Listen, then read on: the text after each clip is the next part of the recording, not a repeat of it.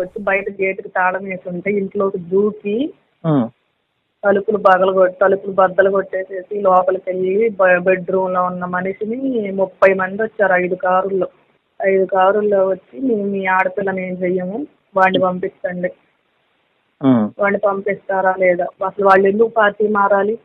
ఉమ్, వాడు నారా చంద్రబాబు నాయుడు గురించి, లోకేష్ గురించి మాట్లాడే స్థాయి వాళ్ళ స్థాయి ఏంది, వాళ్ళేంది, వాడిట్ట అని చెప్పేసి రాజ్ కుమార్ని అసలు అక్కడే రోడ్డు మీద ఇంక లుంగి లాగేసేస్తున్నారు. కారు మమ్మల్ని ఊరిని ఎక్కనే లేదు. నేను అడ్డం పడ్డా కూడా మా అమ్మయ్య అడ్డం పడితే నేను ఎక్కిపోయారు కారు. మా మామయ్య వాళ్ళ అబ్బాయిని కాలువలోకి నెట్టేసేసారు. నన్నేమో పక్కనే బావి ఉంటే బావి మీదకి నెట్టారు. గందరగోళం చేసి తీసుకెళ్లిపోయారు. అవి ఎవరిని ఎక్కనేయలేదు. అసలు ఎక్కడికి వెళ్ళాడో ఎక్కడున్నాడో కూడా తెలియదు. చందు దగ్గర పనిచేసే డ్రైవరు నరేంద్ర జానీ అని చెప్పి అక్కడ వడ్లపూడోడి వాడు, పల్లెలో పిల్లలు ముస్లింస్ 30 మంది దాకా వచ్చారు. ఎవరెవరు అసలు వాళ్ళ మొహాలు కూడా నాకు చాలా మొహాలు తెలియదు.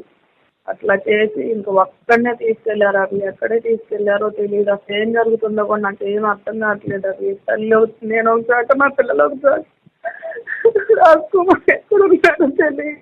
కంగారు పడిపోతుంది. అవి అసలు బయటికి తీసుకొస్తారా లేదా, బతకనిస్తారా లేదా కూడా తెలియదు. అవి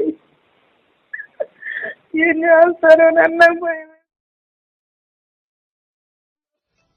నేను లోకేష్ గారి, చంద్రబాబు నాయుడు గారు, భువనేశ్వర్ గారి, పార్టీలో ఉన్న వ్యక్తులు గాని ఏమన్నుంటే నీరనుంటే మనస్ఫూర్తిగా క్షమించమని, నువ్వు మీ ఆవిడ మొత్తం నా కుటుంబ సభ్యులు, నా భార్యతో సహా అనుంటే క్షమించమని కోరుకుంటా.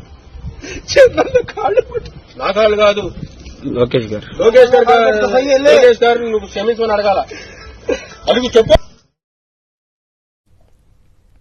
టీడీపీ చిత్రహింసలపై మరింత సమాచారం మా ప్రతినిధి అశోక్ అందిస్తారు. అశోక్.